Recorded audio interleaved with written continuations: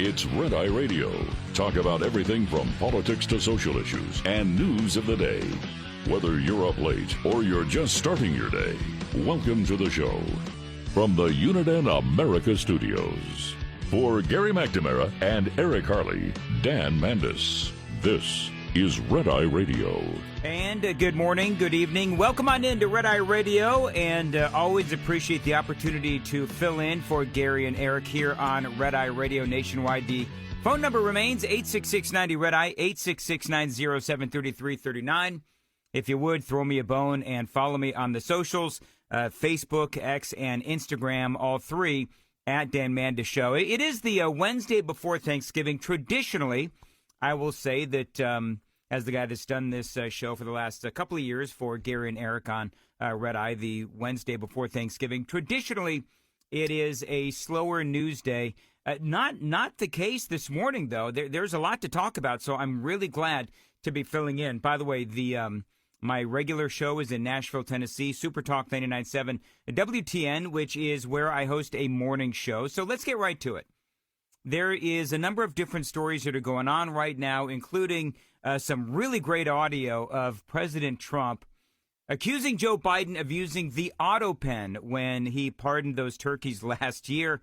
Great audio. Donald Trump in rare form earlier today or Tuesday. And so we'll play that audio for you coming up. Also, the latest on the possible peace deal between Ukraine and Russia. That is also a very big news story as well. There's just a lot going on.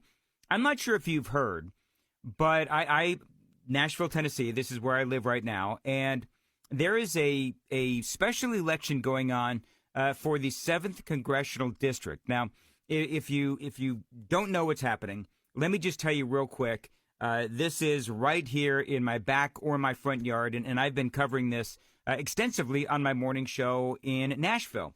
Now, this is a really important situation, and this is how you're involved, because I know that this is a nationwide audience, and so some folks may be saying, well, why would I care about a special election in Nashville, Tennessee for the House of Representatives? Well, because right now in Congress, in the House of Representatives, the Republicans have a very, very slim margin, a very slim majority. And so earlier this afternoon, on a Tuesday afternoon, Speaker of the House Mike Johnson, how important is this race, you may ask? Speaker of the House Mike Johnson called into my Tennessee radio station in support of Matt Van Epps. This is the Republican that is running against a woman by the name of Aftyn Behn. I got to tell you that this woman, Aftyn Behn, she's the one, if you've seen the headlines, she is running to be the representative for literally the city of Nashville as part of a broader district. And she, 4 or 5 years ago, do you know what she said? 4 or 5 years ago, she said that she hated Nashville. She hated country music. She hated tourists. And so all of us here in Nashville are asking, how can you want to actually represent an area? And I've got all this audio, but how do you want to represent an area that you hate? But believe it or not, friends, she actually, according to some, has a chance of winning, a Democrat. Donald Trump won this district, I believe, by about 22 points. And so the former congressman in the 7th Congressional District, a guy by the name of Mark Green, decided to retire. He went into the private sector. That is now why we have this special election. I call her Psycho Aftyn Behn, the Democrat, and I'm going to explain to you coming up why here to the Nashville audience. The national audience, my Nashville audience knows all about this. But Mike Johnson called up, and he spoke to the afternoon show on Super Talk 99.7 WTN, which is where I work full time. And he talked about why this is so incredibly important. The entire country is watching this race, okay? It's the only game on the map right now. It's a special election, and it is for all the marbles. You've seen how small the margins are, how small the majority is in the House Republican Conference. And to keep this train on the tracks, to keep delivering on the America First agenda, to keep President Trump's all of his plans and agendas moving forward, we have got to get Matt Van Epps elected in this special seat. There's 1 day left for early voting. Yeah, I mean, that was yesterday. So today in Tennessee, in Nashville, in the 7th Congressional District, this is now the last day for early voting. I was telling you about that audio where she was, this Aftyn Behn, this Democrat, she was caught on this podcast bragging about how much she hated Nashville and how much she hated the state of Tennessee. Now, this Aftyn Behn, she went through a primary and the whole thing. And so then she won the primary just barely. And so the Republicans, I think that they've had all of this audio and all of this video at the ready just to see if she was going to, number one, win the primary, because she's been around a while. You know, Aftyn Behn, this Democrat running for the 7th, she was a activist before she ultimately ended up as a state representative. Here's that audio of Aftyn Behn, and just in case you haven't heard it, the national media seems to be catching up to this story. This was on Fox News earlier today. But again, we've been talking about this in Nashville for quite some time. But this is this audio of Aftyn Behn running for the 7th, talking about how she hates Nashville, about how she hates country music. Heavily involved with the Nashville mayoral race because I hate the city, I hate the bachelorettes, I hate the pedal taverns, I hate country music, I hate all of the things that make Nashville apparently an it city to the rest of the country, but I hate it. Yeah, I'm that girl at the airport that all these bachelorettes are giddy walking out in their two-toned colored Pantone pink shirts, and they walk out and I'm like, they're like, oh my God, Nashville is so bad. They're so loud. I mean, I have to tell you, not ready for prime time. And yet, stunningly, it's close. Now, there's a couple of things going on. Number one, as y'all probably know, Republicans, they're not always activated. It's certainly not like the Democrats. Right now, the Democrats are activated in hatred. I mean, that's the bottom line. I mean, Aftyn Behn, and this is no real surprise. You know, Aftyn Behn, she is called Donald Trump a white supremacist, racist bigot, right? So, you know, anybody that gets upset with me for calling Aftyn Behn Psycho Aftyn, she started the insults by calling Donald Trump and you know, zooming out Republicans, racist, white supremacists, and all this other kind of stuff. So, yeah, she is what I would say is Nazi, I should say, Psycho Aftyn. Now, Matt Van Epps, he is the Republican, and he was on, again, my radio station, Super Talk 99.7, and he said, yeah, she may hate Nashville, but I love Nashville. Here's what he said, Matt Van Epps. Absolutely. Well, I love Nashville. I love country music, and we're going to fight really hard for Nashville, Davidson County, all of our 14 counties, and the distinction could not be more clear. Aftyn is a crazy left-wing radical who wants higher taxes. She wants to defund the police. She wants gender surgeries for minors without parental consent. And we must vote to stop this person. The only way to do it, only way to stop her is to vote. I mean, obviously he's right. And so part of the dynamic that's going on is that you do have the Republicans. They're just not activated, at least according to the polling. And you never really know what's going to happen until December 2nd. Of course, oftentimes, traditionally, Republicans like to come out on voting day. We've gotten a little bit better, you know, with early voting.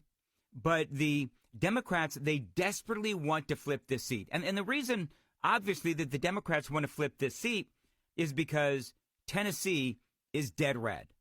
I mean, Tennessee is about as, where I live, Tennessee is about as Trump-friendly as you can get. So if they can actually flip a congressional seat that won, you know, Donald Trump, again, won this congressional district by something like 22 points. And Mark Green, I think, the guy that ran in the previous election, he won by roughly 22 seats as well. Now, I will tell you that Matt Van Epps, he is the Republican, and he's a guy who he graduated from West Point. He is a veteran. He flew helicopters. I mean, the whole thing. You know, really smart guy. Worked in the administration of current Governor Bill Lee for the state of Tennessee. Really smart guy. I wouldn't call him the most dynamic. I will tell you that. I wouldn't call him the most dynamic, but I don't believe that Republicans should necessarily care the fact that he's not a dynamic kind of person. I mean, if you want to call Aftyn Behn dynamic, I would say that she's a little cray, as I like to say, Psycho Aftyn. Why do I by the way, call her Psycho Aftyn? So part of what's been going on is that there have been, because she is one of these typical, she's now 35 years old, and she's one of these folks where she is just all over social media, like everywhere. She's doing podcasts and she's doing radio shows and, she's making videos and she is everywhere. You can't escape her. And so part of what's going on now is the more that we see of Aftyn Behn, the crazier she gets. So, throughout the broadcast, I'm going to drop some of these videos. A lot of people have been asking me about it because they know that I do live in the state of Tennessee, and I do live, I don't live in Nashville, but I do live outside of Nashville. And this race really has captured the attention of America. She just did an interview with MS Now. It was used to be MSNBC. Now it is called MSNBC Now, or MS Now. And she couldn't answer a very simple question about how she felt about defunding the police. Now, realize, for you folks, again, the national audience, I sometimes feel bad because my Nashville audience has all heard this. But for the national audience, I want to play you this piece of audio. Maybe you've seen this, maybe you've heard it, but she is being interviewed, and they confront her with some old tweets that she had sent about defunding the police and burning down police stations. This is how insane she is. Listen. Representative, in 2020, you made some tweets that have since been deleted that were very critical of police.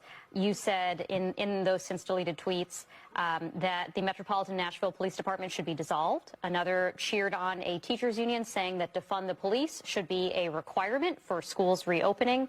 And another saying good morning, especially to the 54% of Americans that believe burning down a police station is justified. 2020 was obviously a very fraught year. Do you still stand by those comments? And if not, is there anything you want to clarify? So she, just to let you know, and I know this is radio, but deer in the headlights. If there is ever a person that has the deer in the headlights look, it is Aftyn Behn. And for whatever reason, I thought it was interesting. And I still find this fascinating. I think I know why, but this is part of what she had to say, defending or trying to defend those tweets. One of the things she says, and you're going to hear this right out of the box, I'm just going to warn you of what is coming, where she says that she doesn't really want to basically give in to cable news talking points. I'm not going to engage in cable news talking points, but what I will say is that... Cable news talking points. Now, literally, Aftyn Behn, Psycho Aftyn, they're asking you about these tweets that give people an indication as to what your policy is on defunding the police. It is not that hard. Do you or do you not support defunding the police? And I'm here to tell you that because you are a progressive, I tried to help her out, because you are a progressive, you do stand for defunding the police because that's what they stand for. Our communities need solutions. We need local people deciding, solving local problems with local solutions. And that's not the overreach of a federal government or state government of which we are dealing with in Nashville and our cities across the state of Tennessee. So you don't want to clarify whether you still believe that the police should be defunded? Once again, I don't remember these tweets, but what I'm saying is that... I'm not asking you if you remember. What is your position today? How's that? Again, not that hard, man. Aftyn Behn, not that hard. You are a progressive. You are a absolute psychopathic progressive. So the easy answer here is that you want to defund the police. But I've got a theory on this. On this issue. I mean, once again, I'm here to talk about my race, which is in literally 9 days. Yeah, and she never would clarify whether or not she wants to defund the police. I think there's a couple of things that are going on here. I will explain coming up next. The phone number is 866-90-RED-EYE, 866-90-RED-EYE. My name is Dan Mandis. By the way, you can see all of these videos. If you follow me on X, you can find me at Dan Mandis Show. I've posted all of these videos on my X feed, again, at Dan Mandis Show. We will return next on Red Eye Radio. Brought to you by Hot Shot Secret. Hi, I'm Jen Loomis, a transport safety expert at J.J. Keller. Due to safety concerns, many motor carriers have policies that limit or prohibit the use of cruise control. You should only use it in good driving conditions, during daylight hours, and on roads that have light traffic, few curves or hills, and a consistent speed limit. Never use cruise control when operating in adverse driving conditions, including wet, icy, or slippery roads, during rush hour in heavy traffic or on congested highways, at night, or when you're tired or fatigued. You want to be controlling and adjusting your speed as you drive instead of having to suddenly brake if you encounter an obstacle. In the case of a slippery road surface, you want to be able to slow your vehicle by not accelerating instead of using the brakes whenever possible. This tip was brought to you by J.J. Keller and Associates. Visit us at jjkeller.com. Lines open for your calls. 866-90-RED-EYE on Red Eye Radio.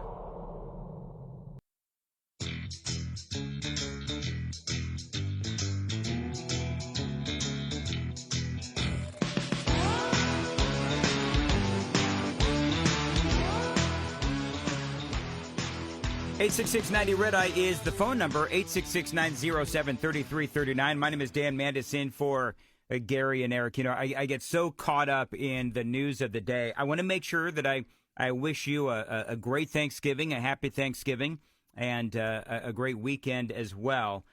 Talking about this Aftyn Behn, and she is running for the 7th Congressional District. This race has really captured the attention of America. Part of the reason why it's captured the attention of America is because of the incredible amount of video that is out there of this Democrat running in the 7th, in this special congressional district, in a very, very tight House of Representatives, where the majority is a very slim margin for the Republicans. And so ultimately, if Aftyn Behn won, that would cut that majority. You know that Marjorie Taylor Greene, she has also resigned from the House of Representatives. That is a whole different story. There's a couple of other special elections that are coming up in January in left-leaning districts there in the House of Representatives. And we also know that Thomas Massie oftentimes votes against the Republicans. In other words, we may have the majority, Republicans may have the majority, but it is slim, and it is getting slimmer all the time. And so the reason why this race has garnered a lot of attention, as I said, is because of the drama unfolding regarding the majority of the House of Representatives. That's number one. And number two is, again, not to belabor the point, but because of all of the viral video involving this Democrat, Aftyn Behn. We left you with this question right before the break. So you don't want to clarify whether you still believe that the police should be defunded? Once again, I don't remember these tweets, but what I'm saying is that I'm not asking you if you remember. What is your position today? How's that on this issue? I mean, once again, I'm here to talk about my race, which is in literally 9 days. So she won't admit to wanting to defund the police. Now, here's what I think. There's a couple of things. Number one is this could be by design. If she comes out and she actually says, yes, I stand for defunding the police. I said it back then on Twitter. I've said it before, and I'm going to say it now. This is my current position. As a member of Congress, I would call for defunding the police. I wonder if the reason why she won't is because she is worried, and the Democrats may be or are worried, that they don't want to activate the Republicans with that kind of nonsense. But what may happen is that could suppress or depress the vote on the left, because, as you know, defunding the police is something really that the radical Democrats still do want to see.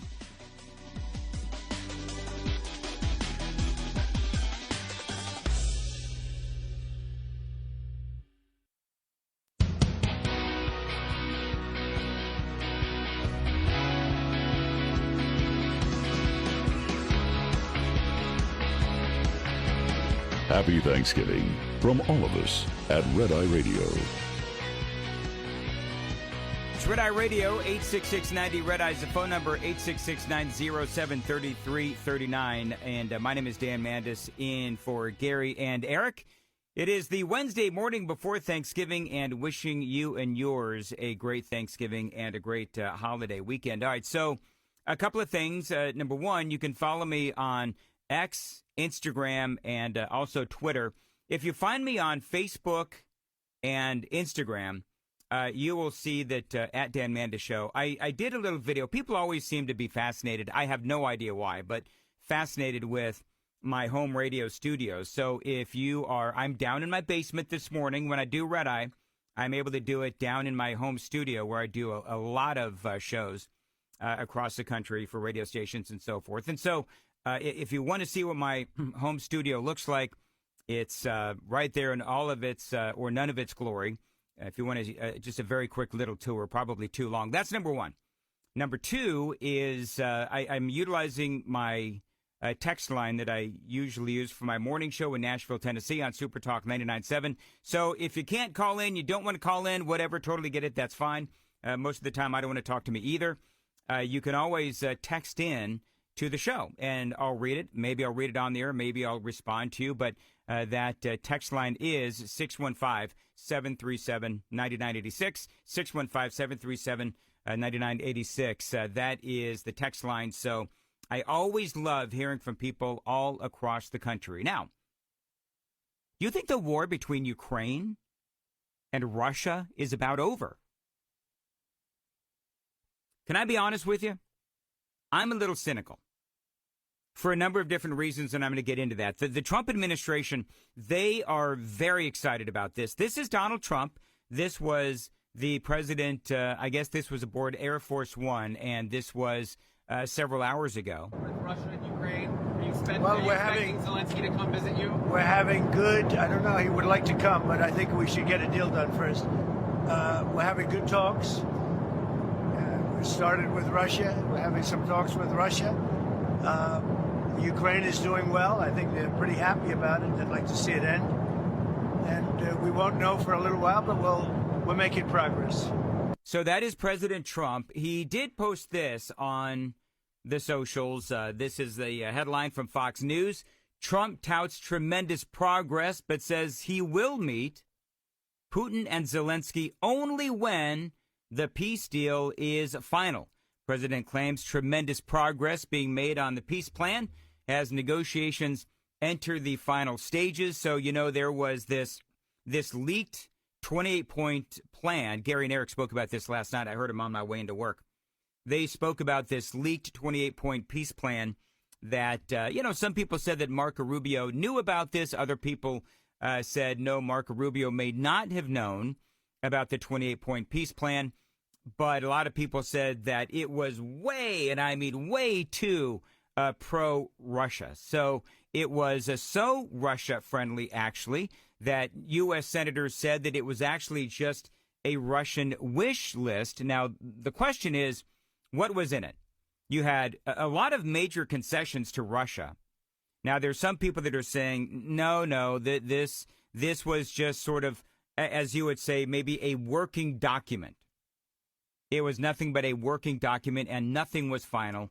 I've got some audio from Marco Rubio coming up. But as far as that 28-point peace plan, let me just tell you what was in it. And again, a lot of senators said it was a Russian wish list.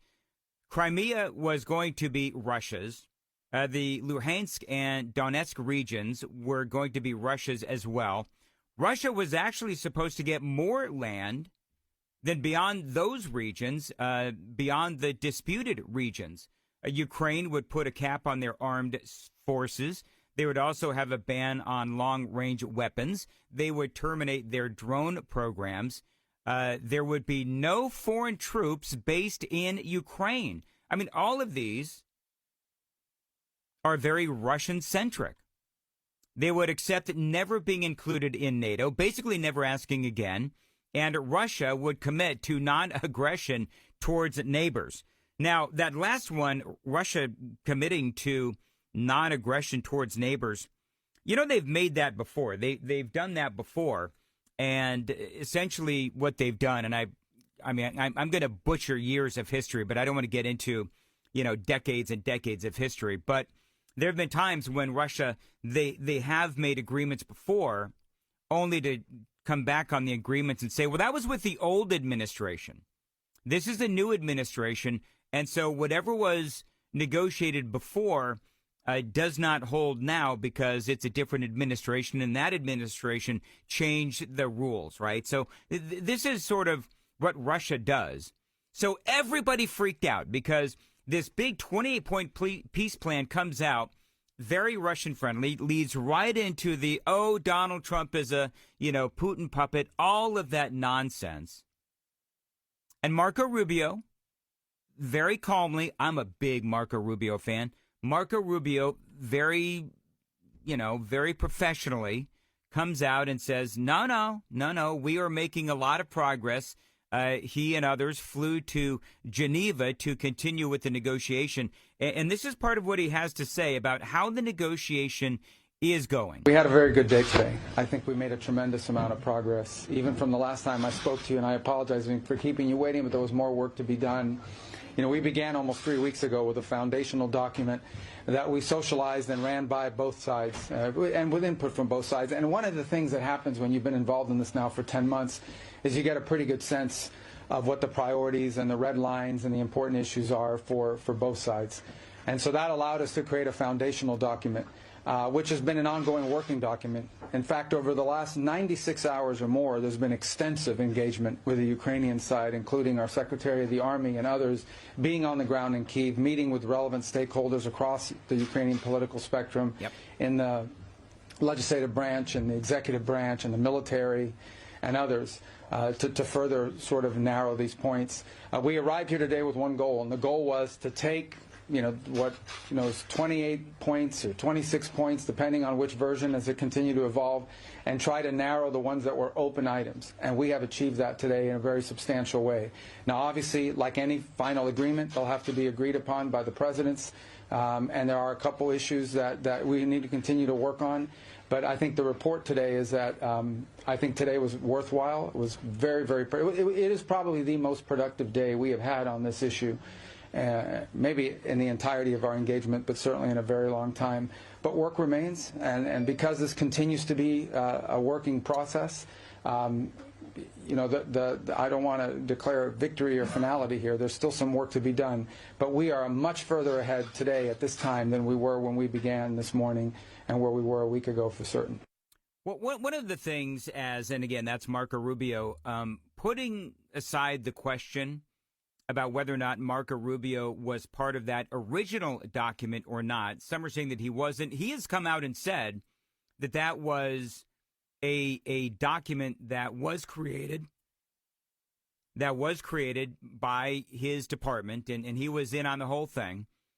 But it was just that. It was a working document. And I don't know about you, but, in my job sometimes, especially when I used to be in management, you would have these documents that would float around from, one office to another, one person to another. And it was a working document, and people were always making edits on it. And so I think that may be part of what it was. This was a working document, and you had Steve Witkoff, you had Marco Rubio and others working on all of these different solutions.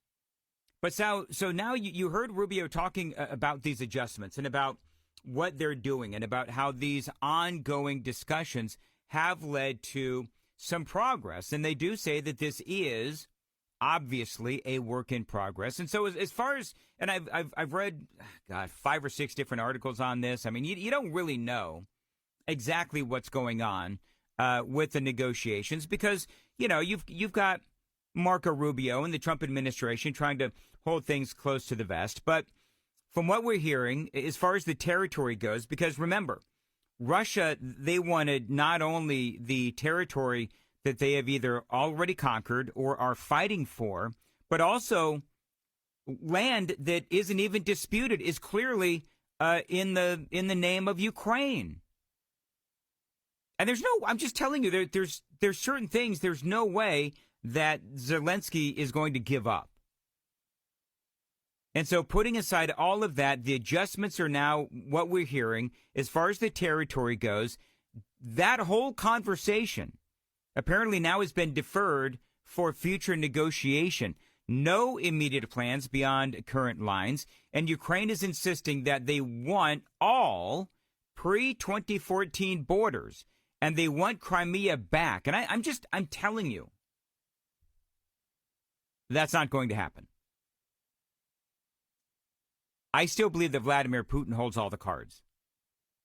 As far as the military goes, those caps on military personnel, those caps, they say, have been removed. It was caps on Ukraine's personnel. No permanent ban from NATO, and some security guarantees as well.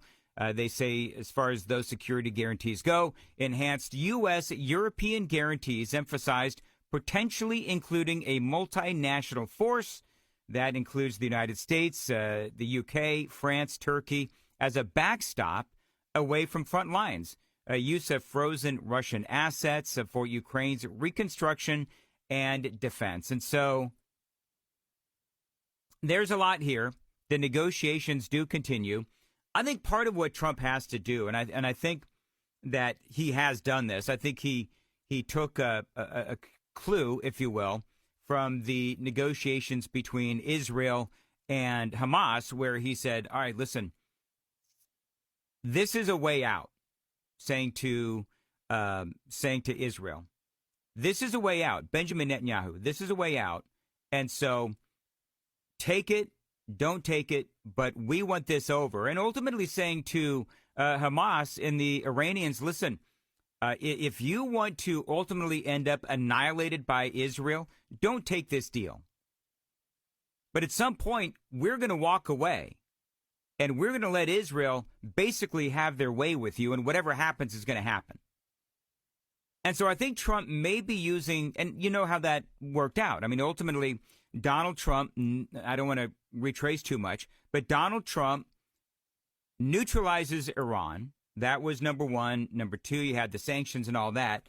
But once Trump neutralized Iran, then Hamas didn't have any Iranian support. And so once Trump took care of Iran, that put Israel in a better place. It's all just a chess match. And so then Trump goes to Hamas and says, all right, Iran has been, effectively neutralized or neutered. We can go and do this one of two ways. We can either do this the easy way or the hard way. And ultimately, we led to what is happening now in the Middle East. They are still under some negotiations, but right now, at least, it does seem like things are holding together. So all that to say, as far as Ukraine goes and as far as Russia goes, I think President Trump, perhaps what he's done is he has gone to Ukraine and he has said, listen, we're about done. We've got a situation in America with our own economy, and we have things that we need to focus on here. So this is a deal that you need to accept. You need to work with us, and you need to be a partner in getting this peace deal done, because otherwise we may just walk away. We may say to Europe, you know what, Europe, we're out. We tried and we're out. We're going to focus on Americans. We're going to focus on the American people, and we're going to focus on the economy. And so I think this is really, at least to me, because we've been going on with Ukraine and Russia since the Biden administration, and we're over it. I was over it after, like a couple of days, but we have given a lot of money, a lot of weaponry to Ukraine. These days, as you know, under Donald Trump, now NATO is purchasing our weapons, and then they supply them to Ukraine. So we do have a better deal going on. But I think Trump is basically saying to Ukraine, this is it. We're done. Accept it. Don't accept it. But we're out, which would mean ultimately that the war between Russia and Ukraine, I don't know if it would ever end. So there's a lot to talk about with this situation, and we will return. Remember that text line is open, 615-737-9986. Got a lot more straight ahead on Red Eye Radio. Get in touch with Red Eye Radio, toll free at 866-90-RED-EYE.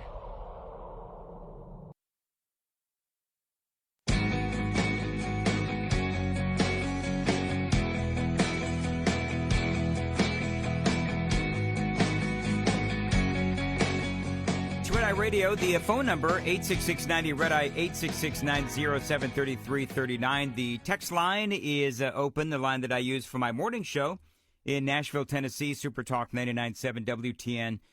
That text line is 615-737-9986. All right, coming up, there's a number of things that I want to cover.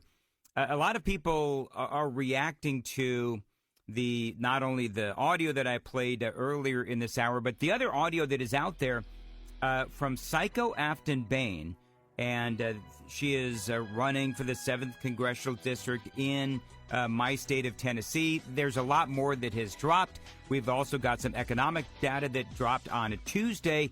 Got a lot more straight ahead. It is Red Eye Radio.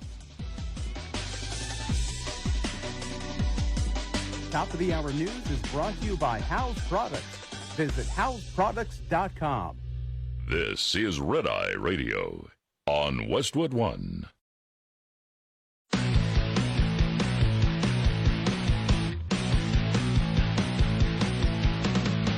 Now, it's Red Eye Radio.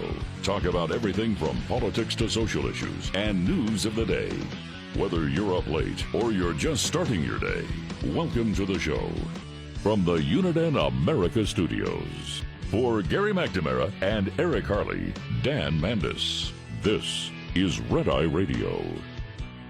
It is Red Eye Radio. 866-90-RED-EYE is the phone number, 866-907-3339. And always appreciate the opportunity to fill in for Gary and Eric here on Red Eye Radio. I'm using I host a morning show in Nashville, Tennessee, Super Talk 99.7 WTN from 6 to 10 Eastern, 5 to 9 Central on Super Talk 99.7 WTN. If you want to find out more about that we broadcast obviously not only on the radio, we are on all the streaming platforms. You can also watch the radio show on YouTube if you are one of those types that likes to watch the radio show. So there's all kinds of ways to watch and listen to my local show in Nashville, Tennessee, and appreciate you listening. Follow me on the socials if you would, Facebook, also X and Instagram, all three at Dan Mandis Show. In the previous hour, we're talking about how President Trump is really hoping and really working towards, and Secretary of State Marco Rubio is trying to put together a peace deal between Russia and Ukraine. We'll have to see where this whole thing goes. I'm going to tell you that there are so many things that need to be fixed here in America. And I know that a lot of you feel it. I know that a lot of Americans feel it. You know, we have this special election coming in Tennessee, 7th Congressional District. I was talking about that in the previous hour as well. I know that a lot of people, a lot of stations jump on for this second hour. But one of the things that I would say is that, yeah, I do understand that Ukraine and Russia, that war and ending that is a big priority, a big goal of the Trump administration. I do, though, feel like the president is getting close to his I'm done moment, where it's like, listen, I've got to focus on, because we've got the midterm elections coming up in 2026, right? So we have a very serious situation with affordability here in America. And so with that, the president and his administration, even if he does continue to work on what is going on between Russia and Ukraine, there really does need to be a focus, and a very vocal and public focus on affordability. Because right now, that is the major issue that is facing Americans, whether we're talking about, high interest rates, whether we're talking about the impossibility of finding a place to live. I mean, Gary and Eric have been talking about all this. I've been talking about all of it on my local show in Nashville, Tennessee as well. But this is what the president needs to work on. The situation with Ukraine, that is something that it would be great if it gets handled, if it would ultimately end. That would mean that the president has ended what it would be now, I think 8 or 9 conflicts around the world. If he can end the mammoth, gargantuan battle going on between Russia and Ukraine, that would be a major deal. But, I'm going to be honest with you. I think that while that is that would be a great thing for the president, and it would be a great thing for the world, we still got people in this country that are having financial troubles. And so I think that the president, even if he continues to work on these foreign conflicts, he needs to be most vocal in trying to help the American people. Because when it comes, and Gary and Eric say this all the time, it comes down to the economy. That is what it comes down to.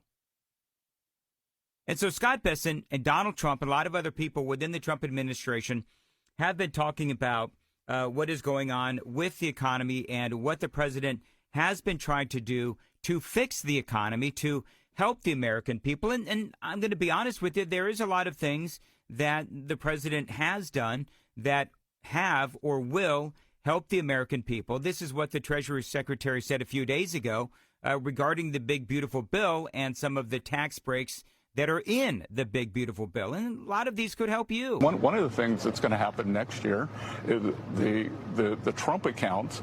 Every child who was born from January 1st for the next 3 years is going to get a government account that goes into the stock market. So every American child born for the next 3 years, starting January 1st, is going to have that. They can take it out when they're 18. They're going to learn the power of compounding, and there's going to be a lot of financial literacy around that. And I think the reason that we saw kind of the disastrous election in New York is young people don't feel like they have a stake in the economy. So we want to give them a stake in the economy. Yeah, I mean, listen, I like what Scott Bessent says. I'm a big fan of the Treasury Secretary. He is a really smart guy.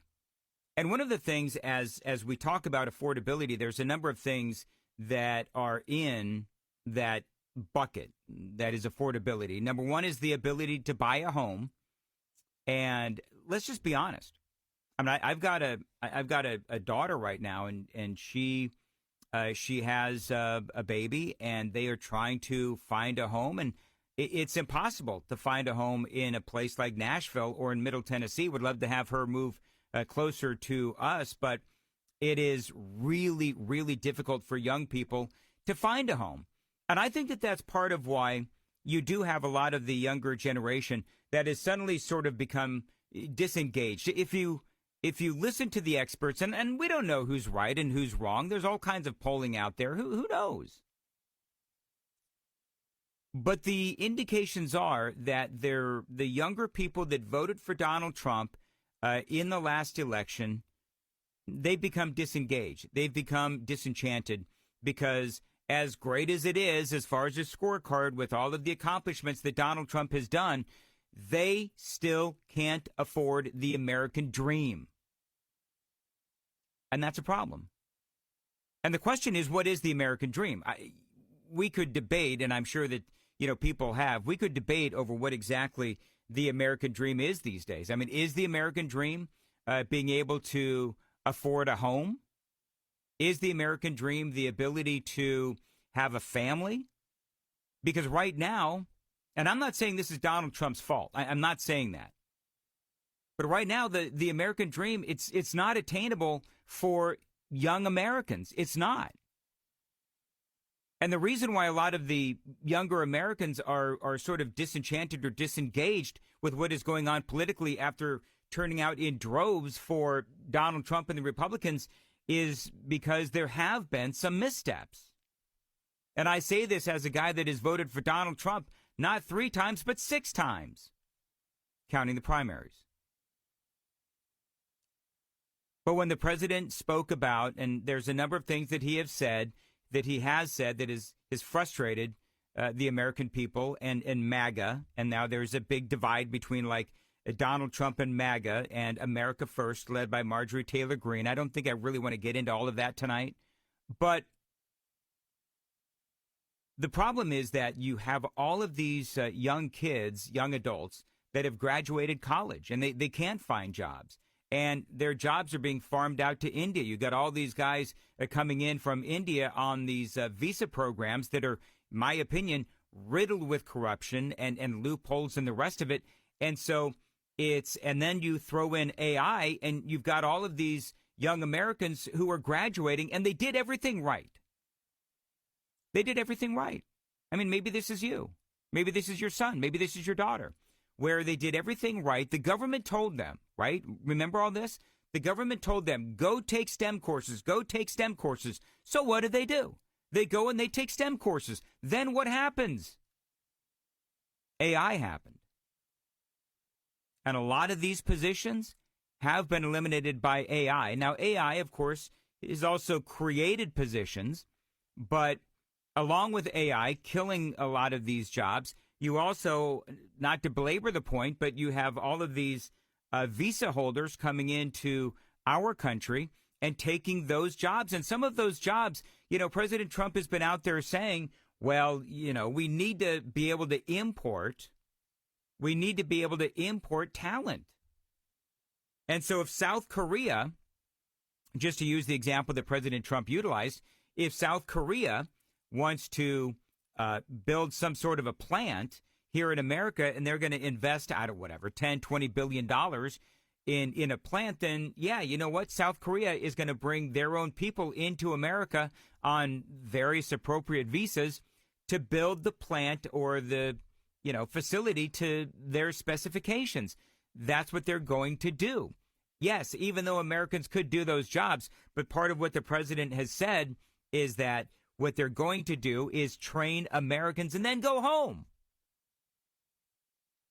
So there's a lot of disagreement over the visa programs, and we've talked about the visa programs before, whether it's Gary and Eric or me filling in for the guys. But the bottom line is that there are a lot of angry young Americans today because they can't find jobs that coordinate with their college degrees, yet here they are riddled in debt. And so some of our young adults, they don't have a chance.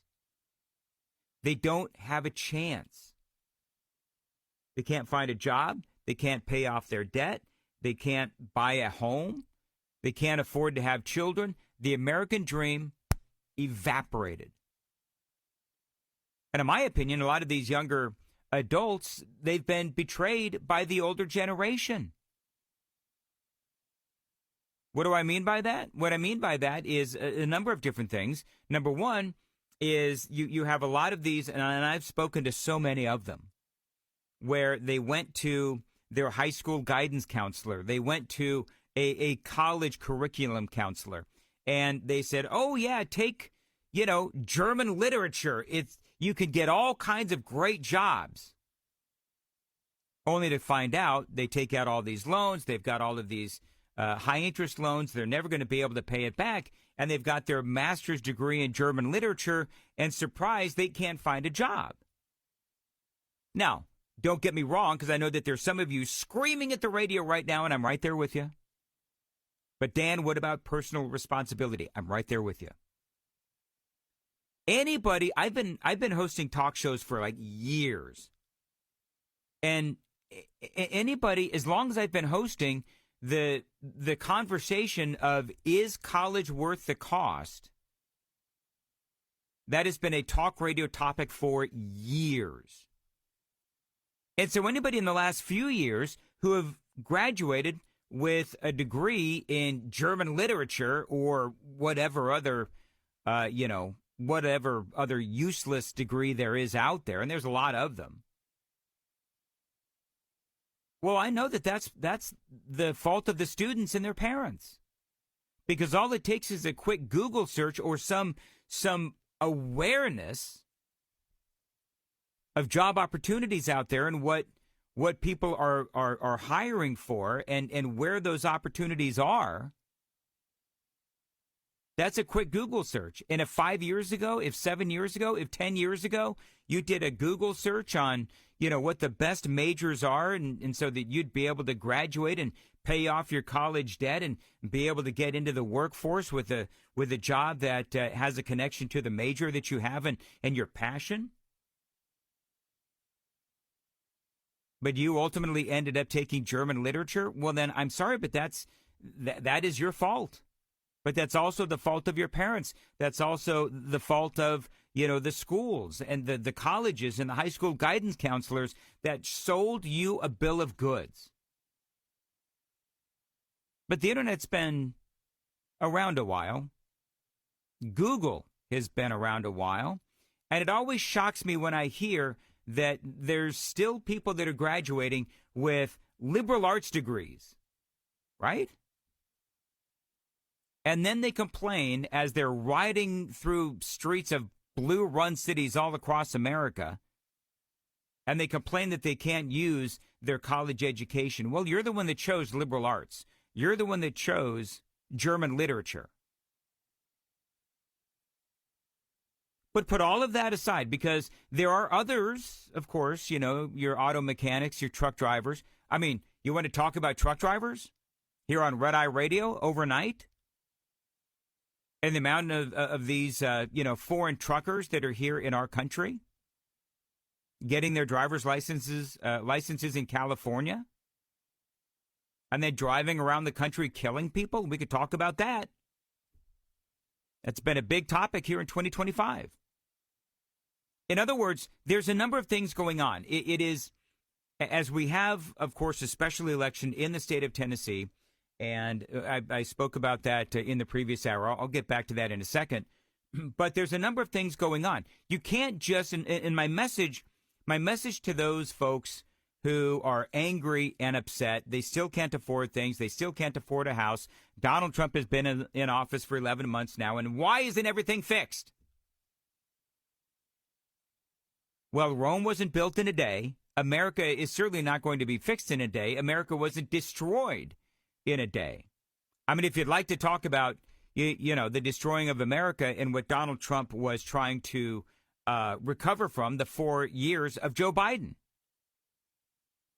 where he had high interest rates and also high illegal immigration and the rest of all that the Biden administration brought us, it takes a lot of time to turn all of that around. I think that even though I'm not happy with everything that Donald Trump has done,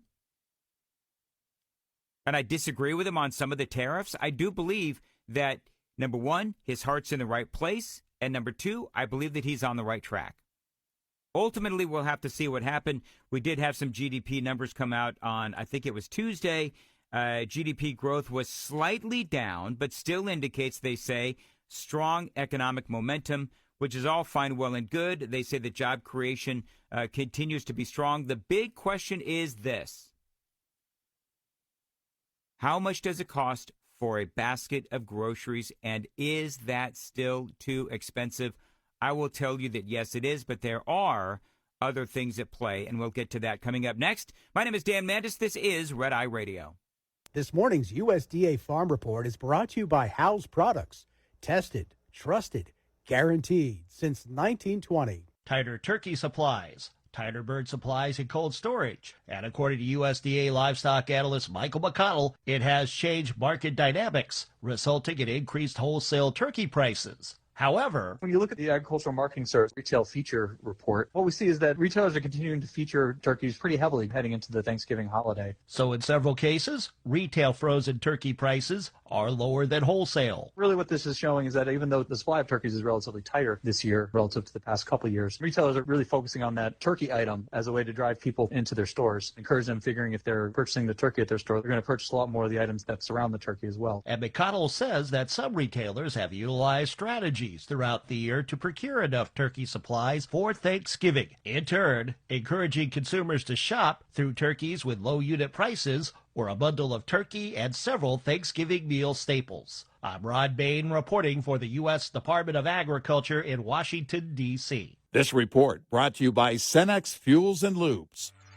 Lines open for your calls. 866-90-RED-EYE on Red Eye Radio.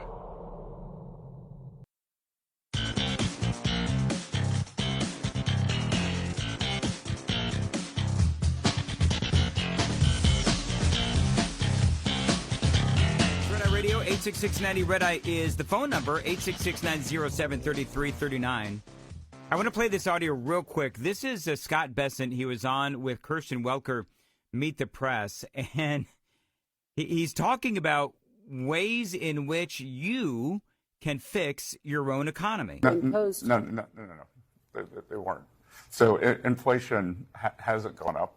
And, Kristen, the one thing that we're not going to do is do what the Biden administration did and tell the American people they don't know how they feel.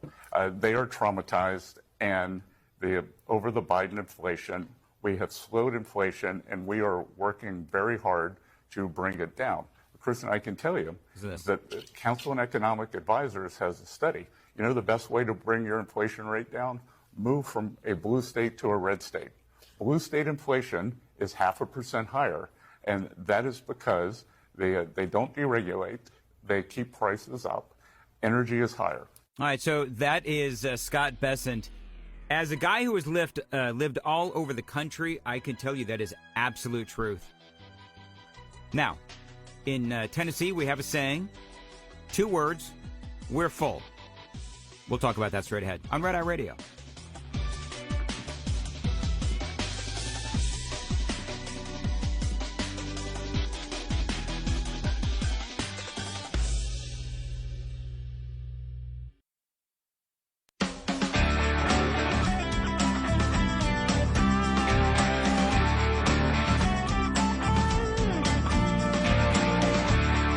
Red Eye Radio from the Uniden America Studios. Now, for Gary McNamara and Eric Harley, here is Dan Mandis. 866-90 Red Eye is the phone number, 866-907-3339. Just dipping my toe into the economy a little bit here on the Wednesday before Thanksgiving. I host a morning show in Nashville, Tennessee on Super Talk 99.7 WTN. Scott Bessent has been all over the place, just we started down this road talking about the possible ending of the war between Ukraine and Russia. We'll have to see where that goes. I want the president, many people want the president to focus on Americans and the economy and our economy and your economy. And I think the president has received the message. First of all, this is Scott Bessent. This was on Tuesday as he was talking about, number one, the economy of Joe Biden, of what happened during the 4 years of Joe Biden. That's number one. And then number two, what the president is doing to fix the economy right now. Listen to this. This is, again, Treasury Secretary Scott Bessent. On March 12th, 2024, I wrote a piece that got published, and it was on the 3 I's that were hurting the American people. It was immigration, interest rates, inflation. We can come back to it. I would add the insanity, and the insanity on the Democratic side. So we got 4 I's. This mass unfettered immigration is now under control. The border secure, which said couldn't be done. That was putting substantial downward pressure on working class wages, upward pressure on rent for working people. 2, interest rates have come down. The bond market's had its best year since 2020, so you can mark those off. And now we're working on the inflation and this insanity of the Democratic Party shutting the government down. Now we've got this brinksmanship. They wanted, we'll reopen the government if you'll talk about health care. They wouldn't, and now here we are, kind of on the eve. But I'm not involved in the conversation. I know President Trump wants working Americans to keep more of their money, cut out the insurance companies, and we'll see. He's the president of solutions, and I'm sure that we will have a solution to this. So that is, of course, again, Scott Bessent. And you want to just go down the road of everything that he just said, right? So you talk about the 4 I's: immigration, interest rates, inflation, and insanity. So illegal immigration. Everybody knows the cost of illegal immigration. I don't need to go through all of that again, but we know that when illegal aliens come into our country, they take jobs. And then if you're an American and you want a job, but you're competing with an illegal alien who is willing to make a lot less, well, then that drives down the wages. So, I mean, that is wage suppression courtesy of illegal immigration. We all know that Donald Trump had, Joe Biden had the interest rates that were up over 9%. We could talk about, the inflation rate was over 9%. Interest rates were high as well. And you want to talk about the insanity, certainly we can do that as well. So the Trump administration is trying to do whatever they can to fix the situation. And I like that. I think that the president learned he had a really bad week a couple of weeks ago. He just did. where there was clearly a disagreement with Marjorie Taylor Greene over a number of different things. MAGA, a lot of Americans were angry when the president said that we need to import talent. The other one is allowing, 600,000 Chinese students into our American colleges. I've got problems with all of these things that the president said. One of the biggest ones, and I went through this whole thing earlier in I think it was in the previous segment or right at the top of this hour, where I was talking about really the end of the American dream, where for younger generations, the American dream is essentially over. They can't buy a home. The age of an American, the first-time home buyer, that age used to be the age of 27. Oddly enough, that was my age when I bought my first home. Do you know now that the age of the first-time home buyer is like in his 40s? And buying a home is one of the ways in which Americans are able to accumulate or build wealth. So this is a five-alarm fire. I would say that this is a five-alarm fire. Part of that, though, is the abuse of the H-1B visa program. And I think that the president has heard that story. I think the president has heard that message from the folks who have voted for him and had a problem with what he had to say. This is the headline. The Labor Department has now unveiled Project Firewall to reprimand employers who abuse H-1B visas. Now, I'm going to tell you right now, I just saw this story. I love the headline, although I will also tell you that a lot of these employers, they're using loopholes that the government created to bring in foreign employees and ice out, elbow out Americans. The United States Department of Labor unveiled the Project Firewall plan on Tuesday to reprimand employers accused of abusing the H-1B visa program, the worker visa program, and incentivized them to prioritize qualified American workers. The department stated that its plan will root out fraud, encourage employers to offer job opportunities, and safeguard the rights and wages of highly skilled American workers. I mean, you know the story. You got all these companies that are bringing Indians into our country to take the jobs of American college graduates. A lot of these, by the way, Donald Trump has said in the past that these jobs are specialized jobs. But then in reality, you look at the numbers and they're actually entry-level jobs. Do you know who takes entry-level jobs? American college graduates. But you got all these companies that are using these loopholes to bring in all of these cheaper foreign workers. Now, I guarantee you, there are some of you that are screaming at the radio right now saying, oh, that's not the way it is, that's not the way it is, that's not the way it is. Well, I'm telling you this is the way that it is. Companies have been doing this for years. You even have, I mean, this goes back years where, and I forget what company it was, but there was one company that actually made their employees train their foreign replacements. And if they refused to train their foreign replacements, then those Americans would not get their severance. It's kind of messed up, right? That's happened. So now the Department of Labor is announcing that it would open investigations, impose fines, collect back wages that they owe to workers, assess civil monetary penalties, and temporarily restrict employers from engaging with the foreign labor visa program in the future. Now, remember that Ron DeSantis has called the H-1B program a total scam, accusing employers of laying off American workers while at the same time hiring new employees on the visas. And DeSantis is absolutely right. You know who else has talked about this is J.D. Vance. J.D. Vance talked about this as well, the vice president. And he was, and this was a couple of months ago, he was just getting up to speed on all of this about what is going on in the tech industries and other industries as well. The department added that it will additionally share information and coordinate with relevant government agencies to identify and combat alleged fraud and discrimination against American workers. Now, obviously, this is good news.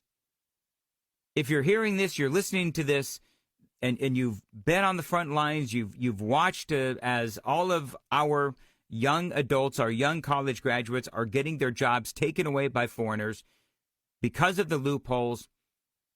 The government needs to close those loopholes. That's part of what they need to do.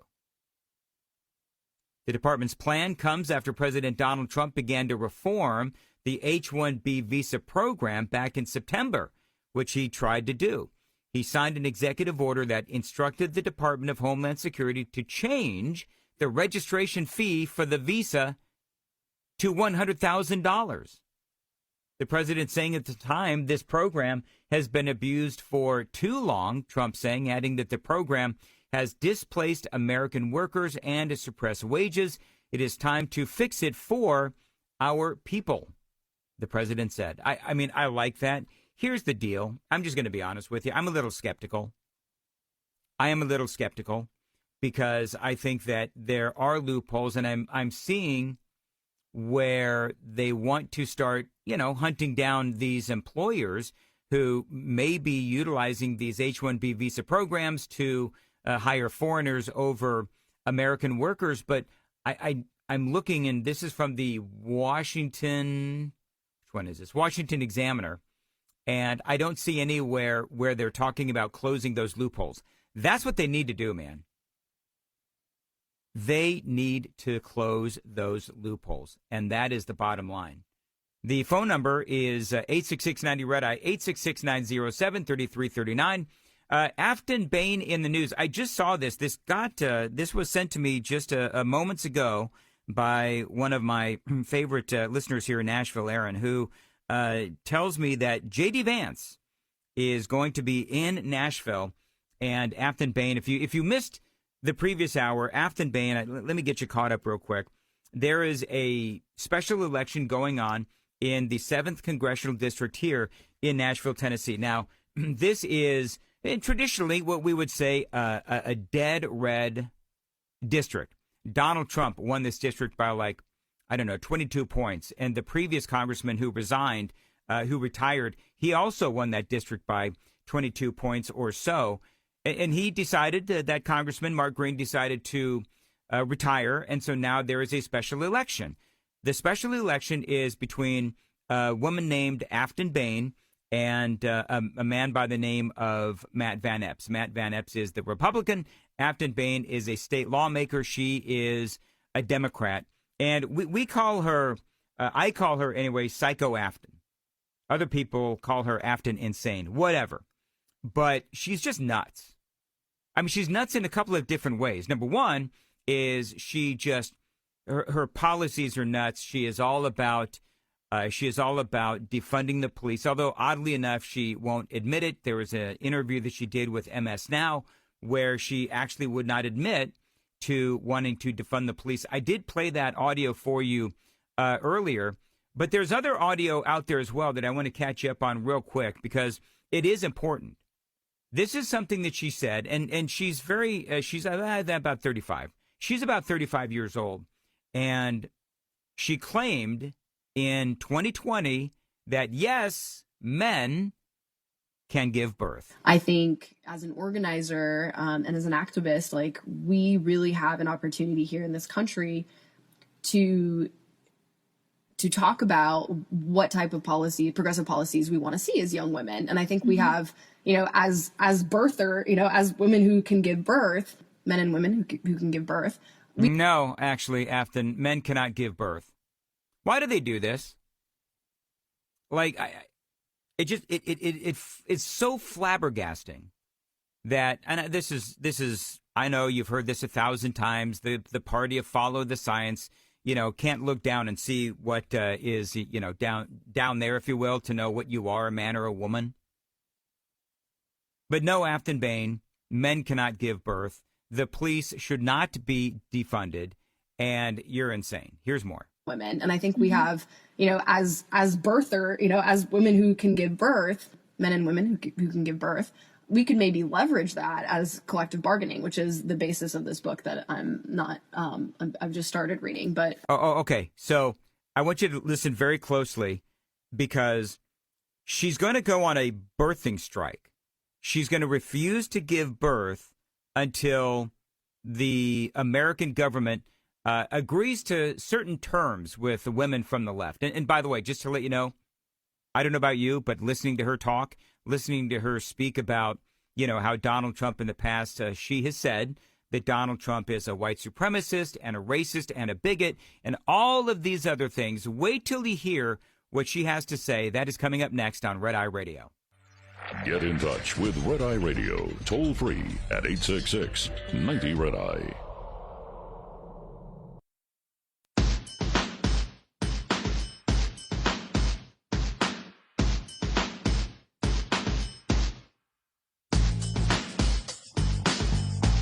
Red Eye Radio, 866-90-RED-EYE. I want to get this audio bite in real quick. This is Aftyn Behn, Nashville, talking about her birthing strike.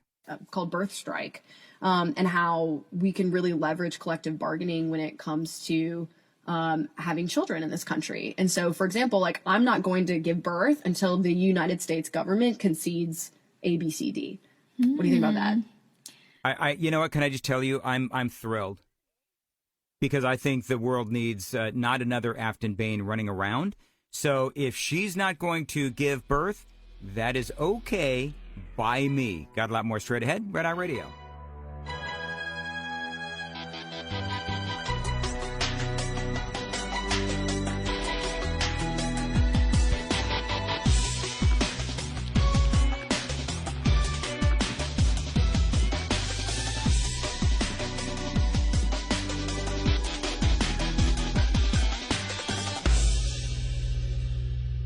This is Red Eye Radio on Westwood One.